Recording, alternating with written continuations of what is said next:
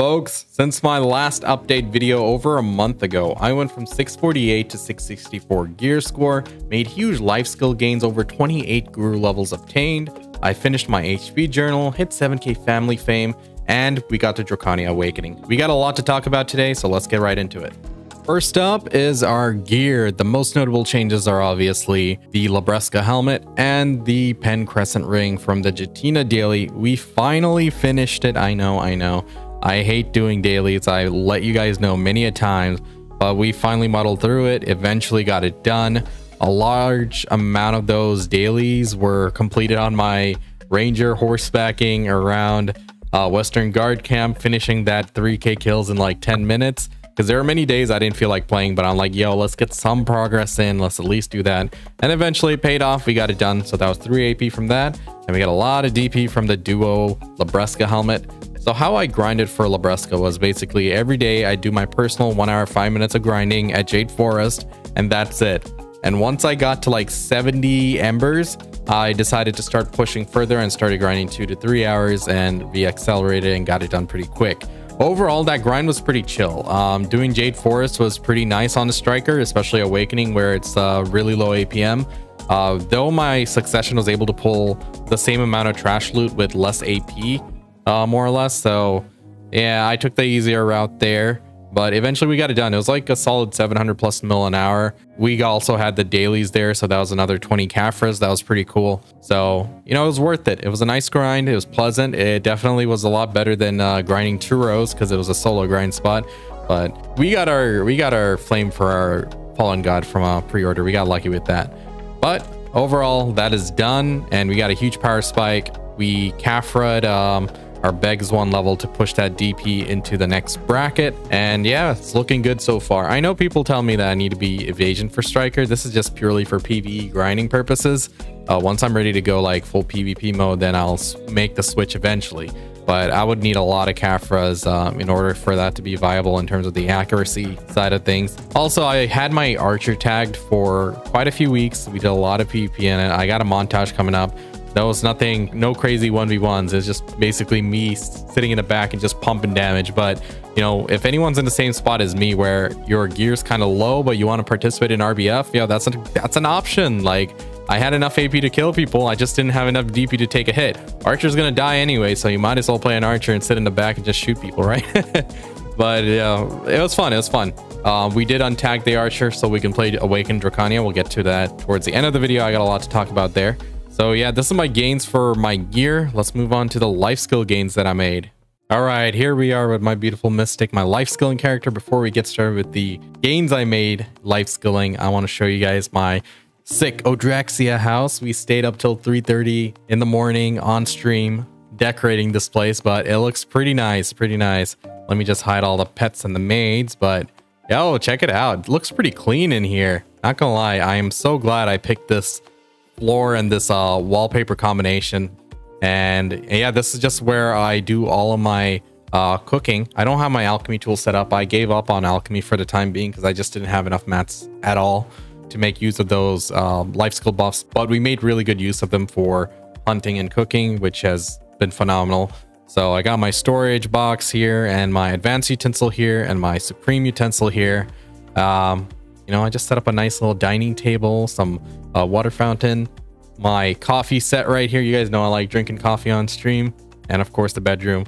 And it just looks so clean. I just like having a residence because I never in my years of playing BDO have decorated at home, and I just want to show it off. So anyway, let's get to the actual gains we made.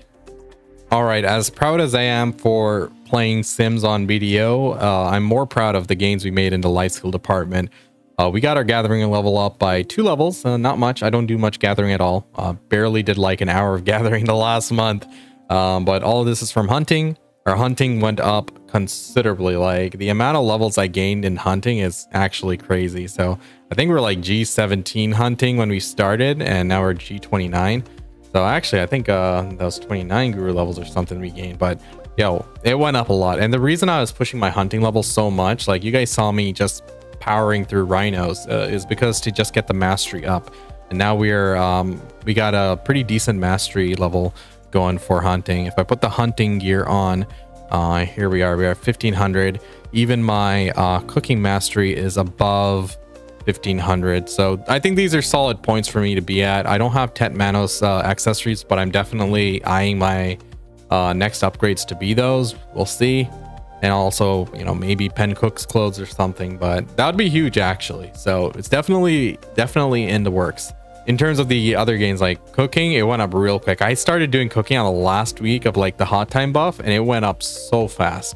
I wish I was doing it from the very beginning. I wasn't cooking at all. I had no plans of cooking. And then finally I thought, you know, I'm not going to be able to close the gap in terms of gear with my current games. Like, listen, a Black Star costs like 130 bill. Pen Laytons cost like 95 bill or something crazy. It's absurd numbers. Even if I grinded like a bill an hour, that's a lot of fucking hours. So I'm like, we got to go according to what our account's built for, like what we can do in this moment. And as per my schedule, I work from home. So if I had to, you know, look from there to here and just set up my character to cook for like an hour or 30 minutes or whatever, I could do that. That's one thing I can do, and we can keep making gains. I don't like AFK fishing or AFK training, so this is the only other AFK option I have, and luckily it's a very profitable one. So since I do a lot of cooking, that's the only reason I make Balanos meals. Like, there's no other reason for me to make Balanos meals. I would prefer to make Valencia or, you know, some of the Medea's sub meals. But the only reason I power through these, like, listen guys, it's because I hunt, I get all my own meat, I get a lot of deer blood as well from it, and I'm turning these into Imperial turn-ins. That's the only reason. So right now that's good XP for me, and I've been doing some other stuff. Main thing is I'm stockpiling on smaller meals and ingredients, and they're spread out through all my storages right now, but hopefully I'll start diversifying what I'm doing. But I think we're at a good spot. Also in the life skill front, I bought a lot of our lightstones. So like, since last time I got the cooking X set, that was like 5.5 bill down the drain, but it was worth it. We also got the processing set because I want to start AFK processing overnight. I couldn't do much AFK processing during the XP buff event because there was a lot of times I had certain buffs ticking, like Laura's Milk Tea or something. By the time I went to sleep, I didn't want to waste those. So I just kept those safe by logging off and just switching characters. But now I think we're going to slowly start chipping away at the processing level and eventually get that up. It's only Master 15, but we have a lot of stuff in the storage that we can process. So eventually it should eventually hit Guru. As for cooking, I am aiming for G50. It'll probably take 2 months or something, but I'll get it done. 2 or 3 months tops. So we'll get that up, and then we'll aim for the Tet Manos and the pen clothes. If we decide to go that route, which it's highly likely seeing the numbers I'm pulling now, I worked out a few methods for me to make like pretty damn good passive income for my mastery level. So I'll keep you guys posted on how it goes. We'll keep at it. We'll keep progressing in this department. But right now it's like I grind an hour a day. I do an hour of hunting, and that's my 2 hours of gameplay here. And then the rest of it is AFK cooking at the moment. I was thinking, like, I know a lot of people are saying, Banzy, don't do it again. But I'm like, hey, you know, if I was to sell my gear, I could get a lot of good Mano stuff. But obviously I wouldn't sell anything with my name on it, like the Labresca or the Fallen God. You know, just the side stuff like Distos, Voltara, and the weapons or something. Like, I was just thinking about it. It's such a loss because I lose like 20 something bill in taxes. And it's like, do I want to make that loss? But right now, Manos is pretty expensive too. So I'm not going to do it. But I'm thinking about it. We'll see. It all comes down to how I want to play the game. And to you guys, you got to think about that too. You got to think about how you want to play this game and what you want out of it. Like, I want to get high-end PvP, but I can't do it without the gear. This game has always gear checked me and time checked me. So the first really good MMORPG that comes out with like proper PvP progression and is actually a genuinely good game, yeah, you could see me immediately flying over there, because the amount of time it takes to hit that end game gear is just not worth it. And that goalpost keeps getting pushed further and further away. Once upon a time, 720 gear score was cracked. Now there's players hitting 740 and 750 gear score. Like, it just keeps getting pushed further and further away. And that's like the nature of the game, right? They want you to keep spinning on that hamster wheel. But as long as you're having fun, that's what matters. As long as you're enjoying your time. And I definitely do. So yeah, I'll keep you guys posted on where it goes. Let's move on to the next few updates I got. All right, I'll just keep my Draconi out here while we talk about some other stuff. First of all, I was able to complete the HP journal, which I kept pushing off for a long time, and finally they made it easier. Even though I already had all the accessories there, I just didn't want to go through the whole knowledge grind. There's a lot of knowledge I had to go get, but it was worth it because I got a lot of energy out of it too. And you know, we eventually got it done. That's a pretty beefy amount of HP you get from doing the Pravina Greco journal, so you guys should definitely consider doing it if you haven't. They made it easier. The accessories you need in order to complete it are much easier to obtain, like the Cactum blue rings, Cactum submission rings, whatever they're called. I don't know. Yeah, so it's definitely worth it. And I also got 7k family fame. How I did this was I just kept leveling up new characters during the whole hot time buff event.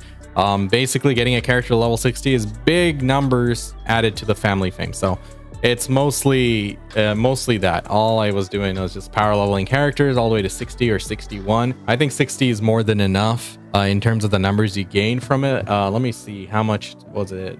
So leveling one character from 59 to 60, that gave me 182 family fame. It was worth it. I definitely put it off for so long and finally was able to get it done with this insane XP buffs that we've been having. And honestly, just AFK leveling overnight by the training dummies, you know, that really helped out. I was getting like, you know, 8% plus every night just from leaving a character up. And it really accelerated things. So now I'm probably never going to sit on a training dummy again because I finished that goal. But 7k family fame is definitely worth it because now we get 10% more drop rate. That was like the deal breaker for me. So getting this 10% drop rate was the main thing for me. If it was just a market price thing, like it's like 0.5% isn't a big deal. I'm sure it adds up over time, but it's a small amount. I don't really sell big ticket items anyway, but the 10% drop rate, that's free drop rate. You can't say no. I mean, I'm someone who has a tier 4 Arctic Fox, so like, or tier 5 now. The money put into that, I mean, that's only half of what you get for that 7k. So everyone should go get 7k family fame 100%. So go get that. And finally, we got to talk about her. This is the Dracania Awakening. Absolutely busting people's faces in PvP. Not quite, but I think it'll get there. I think it's just a matter of time before people actually get really good with her and they start performing really well. It takes a lot of muscle memory and practice, and you have to find the ins and outs of the game, and it just takes time to research and test everything out and for players to figure it out. It's only been a week since she's been out, but I bet in like a month, I think people will be doing some serious work. She is getting buffs for her PvE, which are definitely warranted. It feels a bit lackluster in PvE just because it takes so much effort to play her perfectly because of the stance dancing, and you have a lot more skills in Awakening than for certain other classes. And I think they're warranted. So like you get like 10 to 15% more damage. Certain skills chain in better with her mobility skills and other skills. So that's also a really good fix, making her more fluid. I was able to grind with her at Orcs, and I think I only peaked at like 21k versus my strikers max of like 24k I've done, Awakened Striker. And I definitely see the potential. I definitely see the potential of her being at that S tier, but she's a lot more effort. Like I'm bashing buttons a lot more than I do for Awakened Striker, but then again, he's like a super lazy class. But nonetheless, when you're putting in that much effort, you expect to get more out of it. But unfortunately, I didn't see that. So the buffs are definitely warranted. Once you get those and once players understand how to play her and figure her out, I think she has the potential to do some serious work. Of course, she is a bit more intensive just because of the stance dancing and the number of skills she has. But at the same time, you know, some of the other classes which are top tier, they're not all lazy classes. Some of them are high effort, like Sakmusa. It takes a lot of inputs to get his full damage out compared to like, you know, a Guardian or a Lan. But that's just how the classes are. Classes are different. Diversity is definitely a thing we have in terms of classes in this game. For some people, I think this will be really entertaining and really fun to play. So hopefully those buffs come through and do a good job at lifting her up in PvE. I see a lot of potential, especially in PvP. But only thing is, I'm really curious to see how her damage is in Arena of Solare. We're going to have to wait and see how much she's chunking people. If not, we'll go back to the suck Dracania meta, I guess. It's something we can't predict because the amount of damage they reduced in Arena of Solare is a lot. So like if you're 1v3, it's very rare to see someone outplay a 1v3 situation. I mean, you have to be a specific class in the right situation in the hands of the right player. You just don't have damage in Arena of Solare. I mean, that's just the nature of the game mode, but it's going to really tell because Suck Drac, she chunked. Even in Arena of Solari, you're getting like 2-shot by some Dracs, like if they pop their E-buff and stuff. So it was absolutely nutty. So we can only wait and see how this class performs in Awakening. But overall, I'm pretty pleased with how she turned out. It feels really fluid, fun. It's the aesthetics are really nice. She looks really damn cool. Like I swear, of the classes they released, I know. She basically went and stole some of Meiwa's spears, and then she stole Valkyrie's Lancia or whatever it is, and yeah, they could have come up with some more unique weapons, but at least she got a wing and she flies like far as hell. Like, check that out. I mean, I'm sure there's a lot that players are going to do with this, and can't wait to see what happens. Anyway, guys, that's it for these updates. I hope you enjoyed the video. Please do like, comment, and subscribe. If you did, check me out at twitch.tv/ImPansy and hit the bell icon in YouTube so you get notifications when I go live and drop a new video. I do stream on YouTube every now and then. So anyway, take it easy, guys. I will catch you guys next time. I got a few videos coming up, so stay tuned.